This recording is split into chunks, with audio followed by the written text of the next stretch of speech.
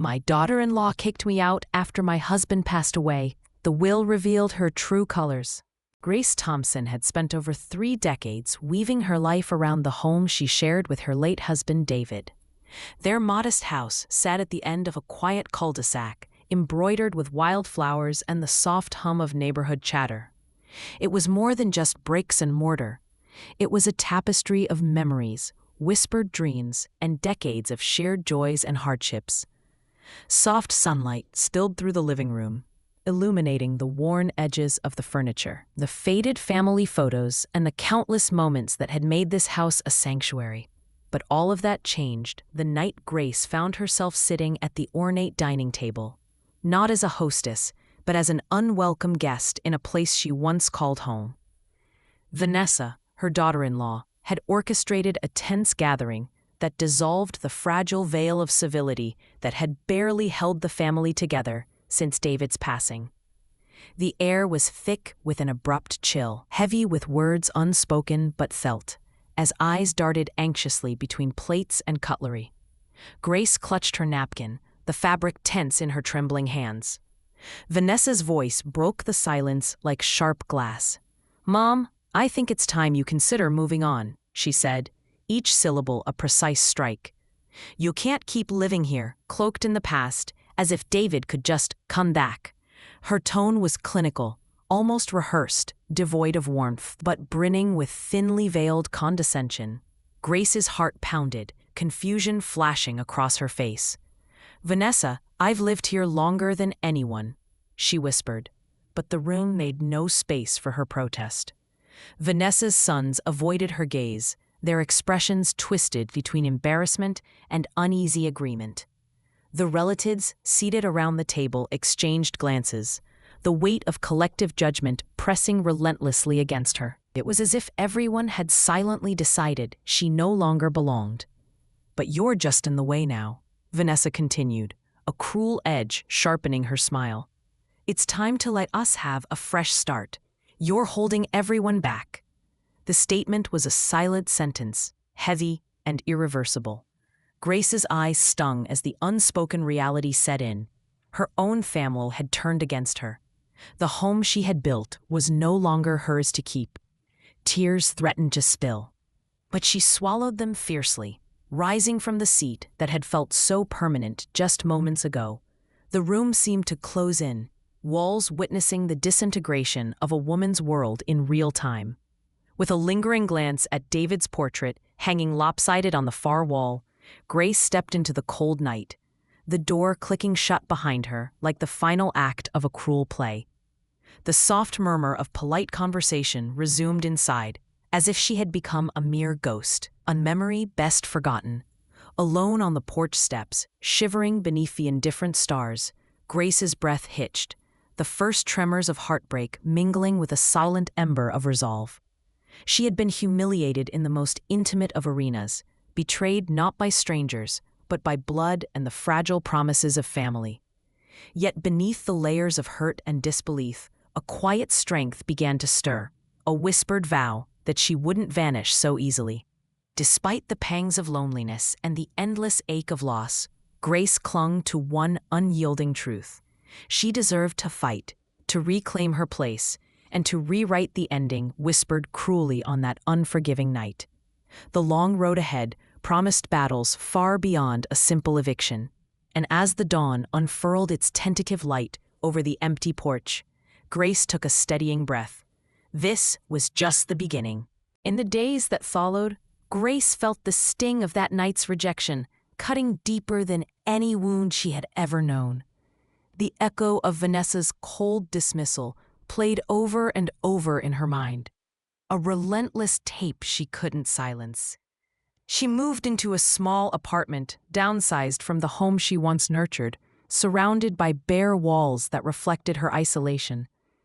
The neighborhood's familiar laughter felt like a cruel reminder of belonging snatched away. Even the simplest errands became painful rituals, seeing mothers with their children, couples walking hand in hand, families sharing quiet dinners, all underscored the absence in Grace's life like an invisible scar. Vanessa, however, seemed to thrive in the aftermath. Whether flaunting her new authority in subtle ways or spreading whispered rumors, she wove a narrative about Grace that twisted truth into gossip. At the weekly family brunch, Vanessa's smiles were razor-edged, her words dripping with veiled accusations. "She's holding on to memories that no longer serve anybody," she'd whisper to her loyal circle. "It's time for all of us to move forward." Behind her polite veneer lay a relentless campaign to isolate Grace, to brand her as a bitter woman clinging desperately to a ghost. Grace's heart shattered daily, not just for herself, but for the sons who had stood silently beside their mother. Caught in the crossfire of loyalty and manipulation, she saw how Vanessa's words seeded doubt and discomfort in their eyes, fracturing once solid bonds. The whispers spread, transforming Grace from beloved matriarch to inconvenient obstacle, an obstacle Vanessa prided herself on removing. One afternoon, Grace sat alone in a quiet cafe, her hands wrapped around a cup of cooling tea. The cafe hummed with muted conversations, but inside, an unbearable loneliness made the chatter distant, like it belonged to someone else's life. She overheard a nearby group discussing family drama, their words echoing the harsh labels pinned on her. Clingy, out of touch, too reliant. She felt stripped down to a caricature, a shadow beneath Vanessa's gleaming smile. Yet, beneath the weight of humiliation and exclusion, a flicker of wounded pride warmed something inside her. Grace's mind traced back to David's gentle strength, the way he had always told her she was braver than she realized. For years, she'd poured her love into that home and family, painting her world with patience and kindness. And now, in this quiet storm, she recognized something unspoken. Surrender was not an option. As the sun dipped low, Grace's fingers traced the chain of her locket, the one David had given her on their first anniversary. It held a tiny photograph, now faded, but it pulled her towards a quiet determination. Somewhere inside the legal papers and house records David had left behind might lie the key not just to her home, but to reclaiming her dignity. She knew little of the estate details, but she understood one thing clearly. Something had to be done before Vanessa's tightening grip crushed her last hopes. In the stillness of that evening, Grace made a quiet decision. She would seek out the family's lawyer, the only person who might give her answers. This wasn't just about property or possessions. It was about truth, about standing tall when everything tried to break her. There had been betrayal, loss, and trampling of respect. But there would also be courage, clarity, and ultimately, justice. If you've ever felt wronged or silenced by those closest to you, you know the ache of invisibility. Grace's story is a reminder. Sometimes the darkest moments can ignite the strongest flames. It's in the deepest shadows that we find light, and in the fiercest storms, the will to rise again. Grace's first visit to the family lawyer's office was a quiet confrontation with the unknown. The polished walls, neat rows of leather-bound books, and the solemn expressions of the assistants felt distant from the raw chaos she carried inside. She sat across from Mr. Whitman, an older man with sharp eyes behind rimless glasses, whose calm demeanor belied a practiced empathy. When she asked about David's will and her rights, she was met with a measured pause. "I understand this is difficult for you, Mrs. Thompson," Mr. Whitman began gently. "We do have records, but I must be honest. David's estate has complexities. His will is quite comprehensive." The vagueness only deepened Grace's anxiety, but she held on to her composure. "I just want to understand what I'm entitled to," she urged softly. Days turned into weeks as Grace tried to piece together her shattered world. Every phone call, every document she sifted through seemed like another mountain to climb. The house she had lived in for so long remained under Vanessa's control, her access denied under the guise of family decisions. Grace's attempts to push back were met with polite refusals and veiled threats. The local neighbors, many of whom had once greeted her warmly, began to treat her with averted eyes or outright coldness. influenced by whispered stories that painted her as unwilling to move on. Late one evening, after a particularly dispiriting day, Grace sat alone in her cramped apartment. The dim light cast shadows on walls that seemed to close in, and tears she had held back all day spilled freely. Despite her resilience, the weight of loss clung heavy. The loss of her husband, her family's warmth, and now her home. Doubt crept in. Was her fight futile? Could she truly reclaim what seemed so firmly out of reach? Yet, amid these bleak moments, she found flickers of hope. A few sympathetic letters from old friends reminded her that she was not entirely alone. Her eldest grandson, though caught between loyalties, quietly sent messages of support, saying, "Grandma, I believe in you." These small beacons pulled her back from the brink. Grace started attending support groups for widows, where stories of pain mixed with resilience inspired her to hold fast. Progress was slow, and obstacles seemed endless. A meeting with Vanessa's legal counsel was chilly and dismissive. "There's no reason for you to remain in the house," Vanessa's lawyer stated curtly. "Your claim lacks weight." Each confrontation reinforced the painful reality. This was more than a family dispute. It was a calculated effort to erase her. Still, Grace refused to let despair consume her. She devoted hours learning about estate law at the local library, scribbling notes and questions, transforming her vulnerability into quiet determination. She reached out to Mr. Whitman more confidently now, pressing for clarity. With every piece of information uncovered, her hope solidified. Throughout this quiet battle, Grace's heart ached for the family she once knew. The warmth replaced by suspicion, affection replaced by rivalry. But she understood that reclaiming her place required more than memories or emotion. It demanded resilience, tenacity, and a sense of justice that refused to be silenced. Each setback was a painful sting, yet each flicker of kindness and every shred of truth she uncovered lit a cautious path forward. The darkness was vast, the journey uncertain, but somewhere on the horizon, Grace felt the possibility of redemption, a chance to confront the injustice and reveal the truth lurking beneath the surface. Her struggle wasn't just for a house, it was a fight for dignity, for belonging, for the life she had been unjustly torn from. And beneath it all, in quiet moments of reflection, she knew this was only the beginning of a story about standing firm when the world seemed determined to break her. The deeper Grace dug, the heavier the weight on her shoulders seemed to become. It was as though the walls closing in weren't just around her apartment, but smothering her hope itself. Vanessa's campaign to erase her presence was relentless. Calls went unanswered, legal barriers emerged like unscalable fences, and whispers shaped venomous narratives. Grace felt stuck in a suffocating storm, each gust of gossip and dismissal pressing down until every breath felt strained. The most painful defeat came during what Grace had hoped would be a turning point, a visit to the house she'd called home for so many years. She stood on the doorstep, heart pounding with trepidation and hope, clutching a stack of official papers that might, just might, prove her right. But when the door swung open, it was Vanessa who smiled, cold and triumphant, her eyes glinting with the cruel satisfaction of a gatekeeper dismissing a trespasser. "Grace, I thought you'd given up by now," Vanessa said with a mocking tilt of her head.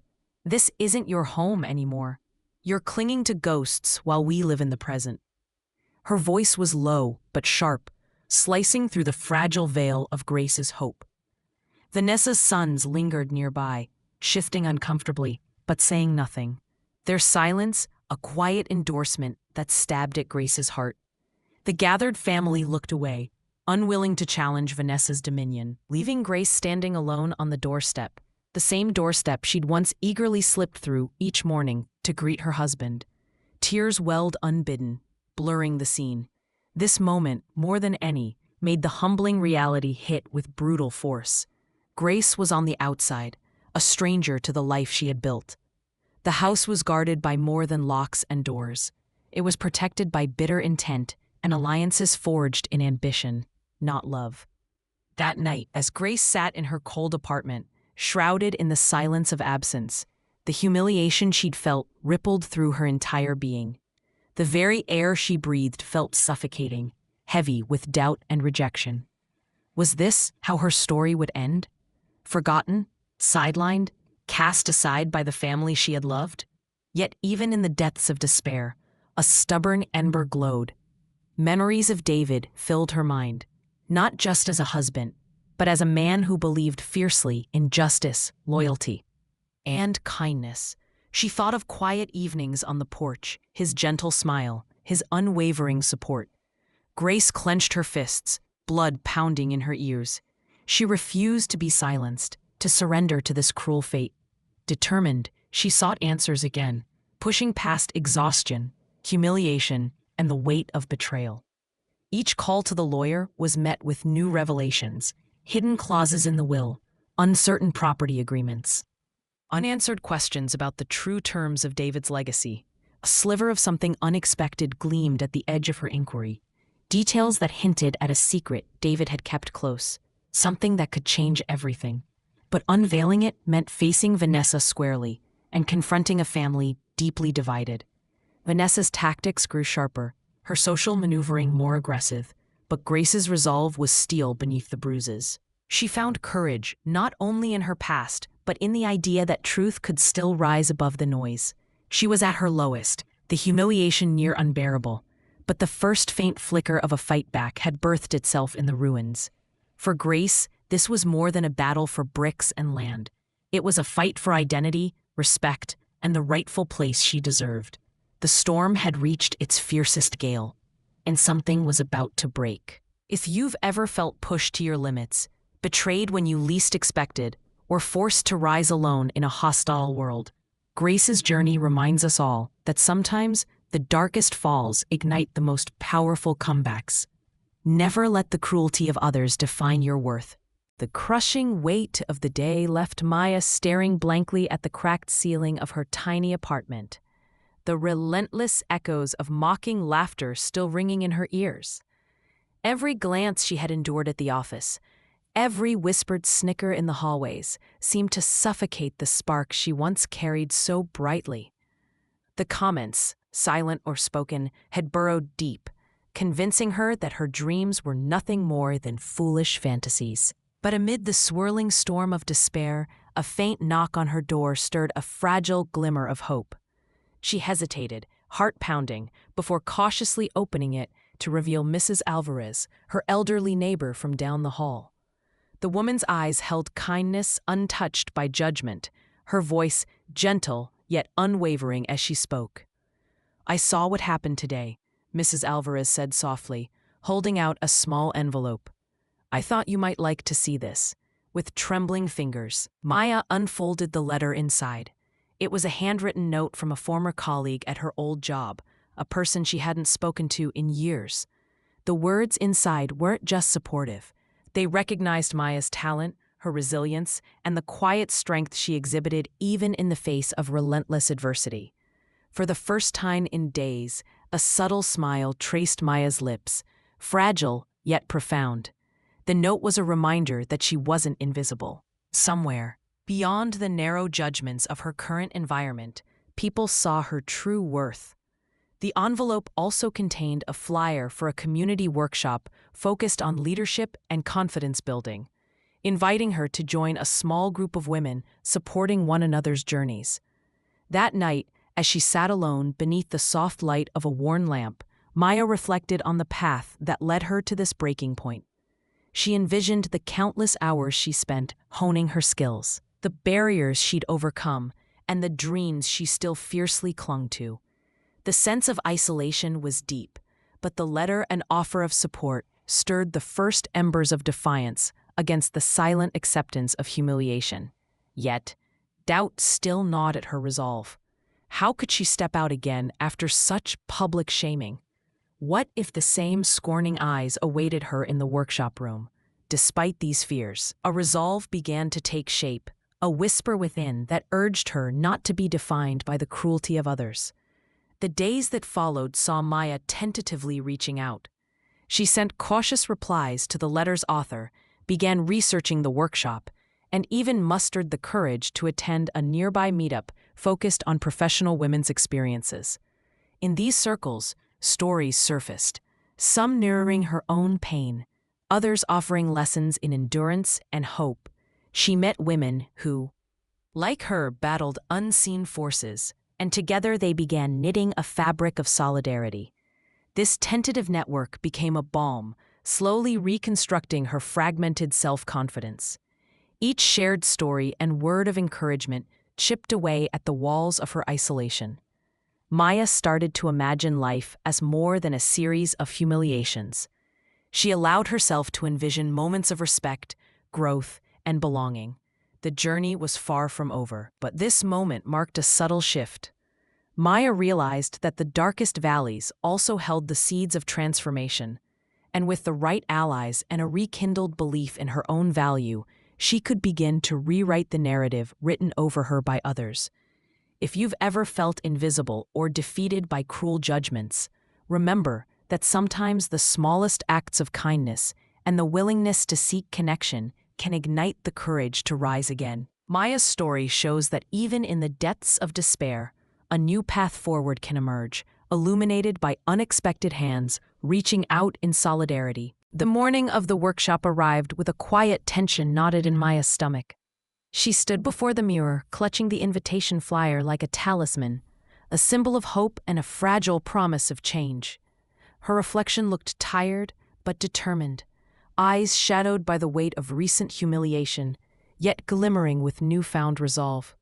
Taking a deep breath, she stepped out into the crisp air, feeling the unsteady rhythm of courage ripple through her veins. The venue was a modest community center, with soft, natural light pouring through tall windows. As Maya entered, a sense of unfamiliar warmth wrapped around her, contrasting sharply with the cold exclusion she faced at work. Women sat in small circles, sharing smiles that carried the unmistakable weight of empathy and understanding. She scanned the room, heart fluttering, until she spotted a woman with a gentle face and open posture, Lena, the workshop facilitator, who welcomed her with a reassuring nod. Maya settled into the circle, nerves still twisting her insides. The session began with introductions, each participant offering a glimpse into her own struggles and dreams. When Maya's turn came, her voice trembled, but she spoke of the recent shaming, the isolation, and the wrenching doubts that threatened to consume her. Yet beneath the pain, she cautiously shared the faint hope stirring inside her, the wish to reclaim dignity and purpose. Lena's response was neither pity nor platitude, but a story of her own battles and a resounding reminder: strength is often forged in the fire of vulnerability. The other women nodded, their eyes reflecting back a collective understanding that Maya had never before encountered. In that moment, the oppressive weight of loneliness fractured, replaced by a fragile community of solidarity. Midway through the workshop, Lena introduced an exercise in storytelling, inviting each woman to reframe her narrative, replacing shame with empowerment. When Maya hesitated, unsure if she could revise the story etched so deeply by others' harsh words, Lena encouraged her gently to write down the moment that marked her lowest point, and then the smallest step toward hope she had taken since.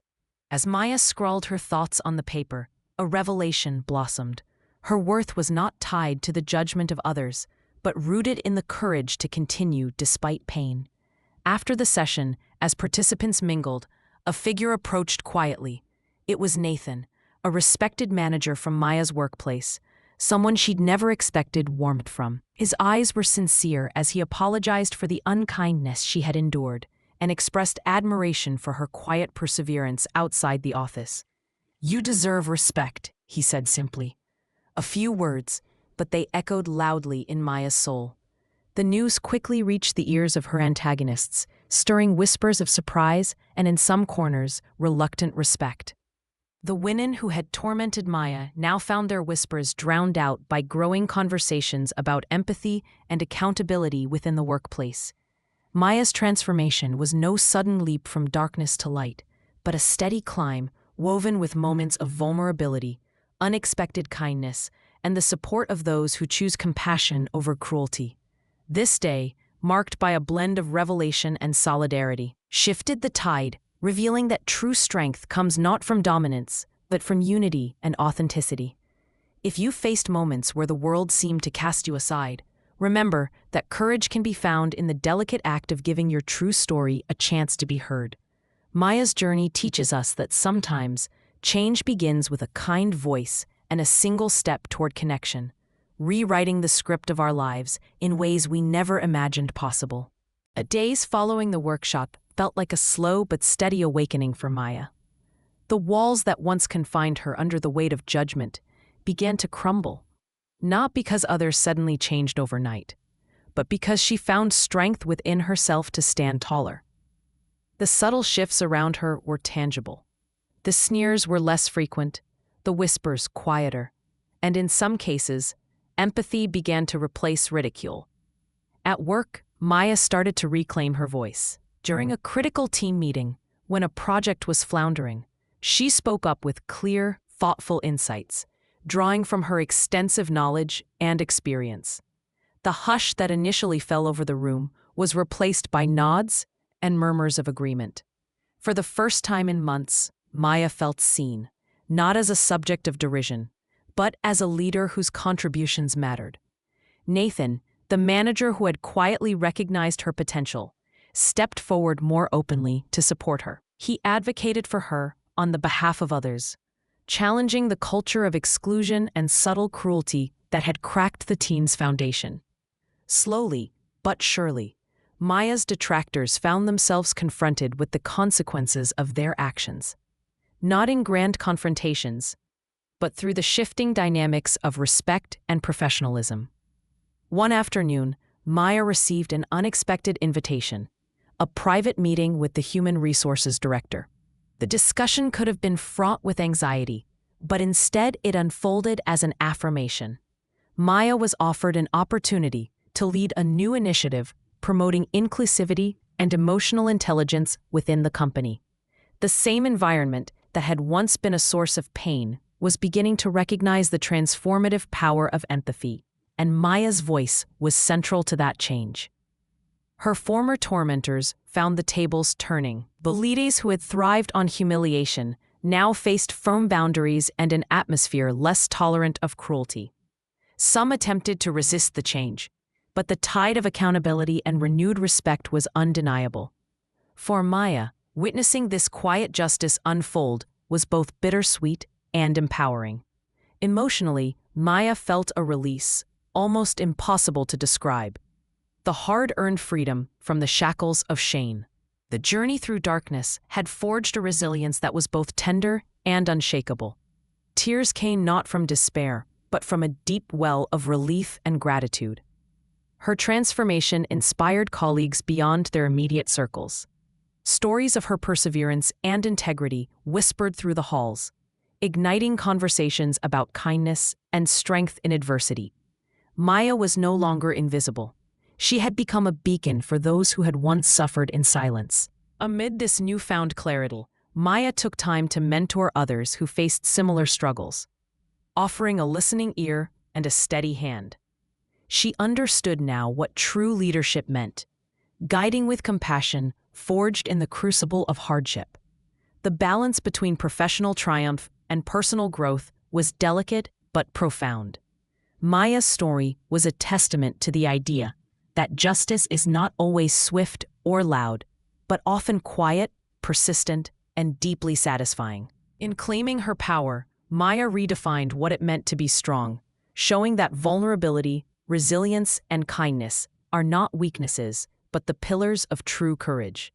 She had reclaimed not just her dignity, but the narrative of her life.